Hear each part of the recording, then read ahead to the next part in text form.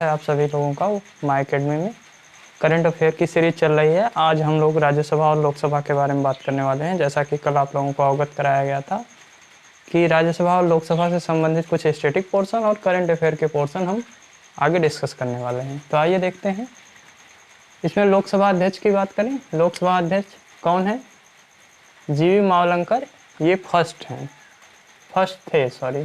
थे और ओम बिरला इस समय करेंट पोजीशन में है। इस समय जो है स्पीकर ऑफ लोकसभा ओम बिरला है। अध्यक्ष के बाद जो है उसका जो है सेकंड सबऑर्डिनेट पद होता है उपाध्यक्ष, जो कि अभी खाली चल रहा है, वैकेंट है, इसके जगह कोई नहीं है। ठीक। विपक्ष का नेता वो भी लोकसभा में वैकेंट चल रहा है, ये भी खाली है पद, इसमें जो है कोई नहीं है अभी। हाँ, आप अगर जो है एग्ज़ाम देने जाते हैं तो ये चीज़ आप जो है यहाँ पे क्वेश्चन मार्क बना के रखेंगे, वहाँ पे वैकेंट छोड़ देंगे कि वहाँ पे चेक कर लेंगे नेट से जो है कि क्या कोई उपाध्यक्ष या विपक्ष का नेता तो चुना नहीं गया है, तो आप वहाँ पे अपने जो है नोट्स में लिख लेंगे। राज्यसभा की बात करें। राज्यसभा का सभापति हम जानते हैं कि जो हमारे यहाँ उपराष्ट्रपति होता है वही राज्यसभा का सभापति यानी कि चेयरमैन होता है। ठीक। एम वेंकैया नायडू जो कि इस समय हमारे उपराष्ट्रपति हैं, वही राज्यसभा के सभापति भी हैं।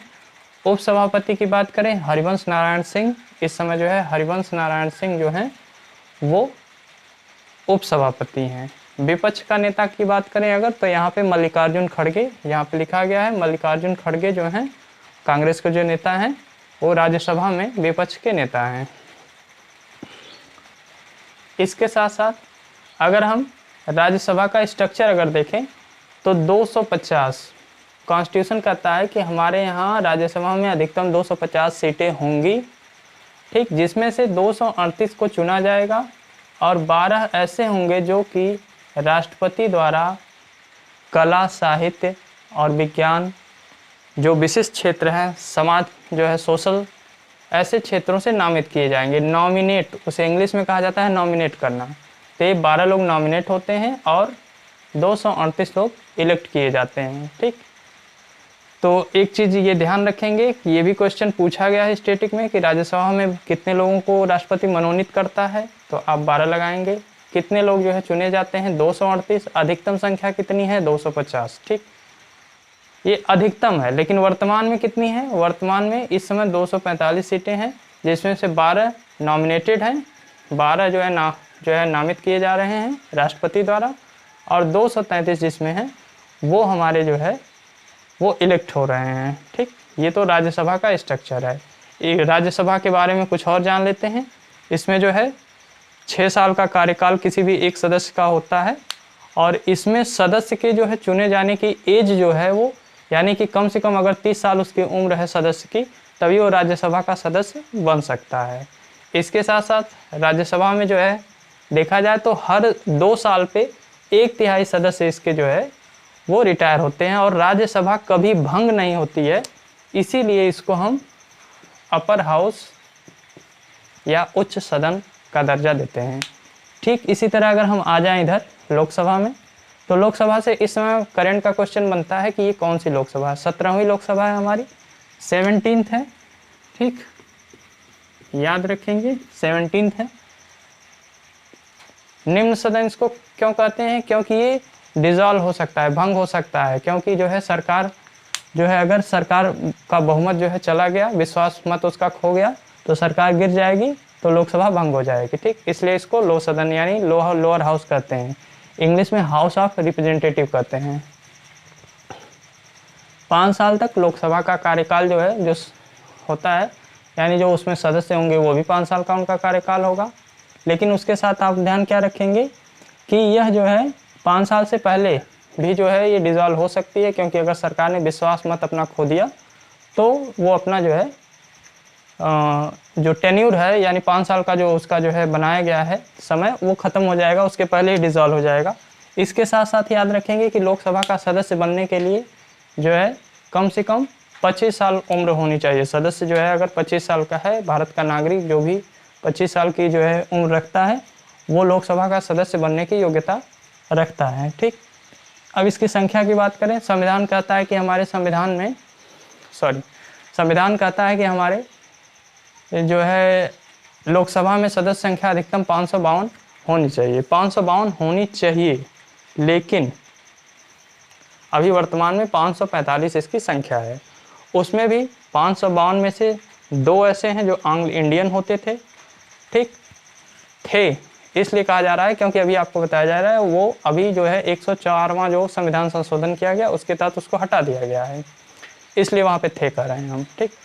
552 में से जो है 2 को हटा दिया गया है, यानी कि वर्तमान में मैक्सिमम जो अधिकतम जो है संख्या हो सकती है वो कितनी हो सकती है, वो आपकी 550 हो सकती है,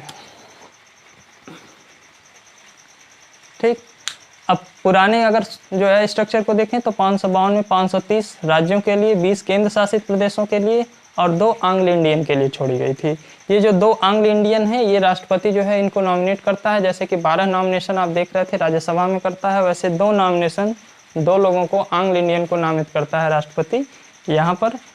और उसके साथ साथ अब ये 2 जो है हट गए हैं, 104 जो यहाँ पे एरो बना के दिखाया गया है कि 104 जो संविधान संशोधन हुआ है 104वां, ठीक, 104th जो अमेंडमेंट हुआ है कॉन्स्टिट्यूशनल, उसके थ्रू इसको जो है एलिमिनेट कर दिया गया है। सीटों की संख्या अधिकतम 550 रह गई हैं, लेकिन 550 सीटों की अधिकतम संख्या है, लेकिन वर्तमान में सदस्य संख्या कितनी है, 545 संख्या है, ठीक।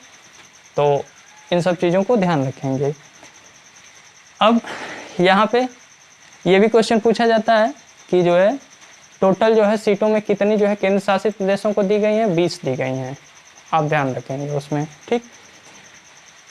कोरम क्या होता है कि अगर लोकसभा की कार्यवाही चलानी है तो कितने प्रतिशत जो है सदस्य उसके प्रेजेंट होने चाहिए, कि तो कुल जो जितने सदस्य हैं उसके 10% अगर प्रेजेंट हैं तो ही जो है कोरम पूरा होता है और लोकसभा की कार्यवाही चलती है, अन्यथा जो है लोकसभा की कार्यवाही दिन प्रतिदिन की जो होती है वो उस दिन बंद हो जाती है अगर 10% से कम सदस्य हैं तो।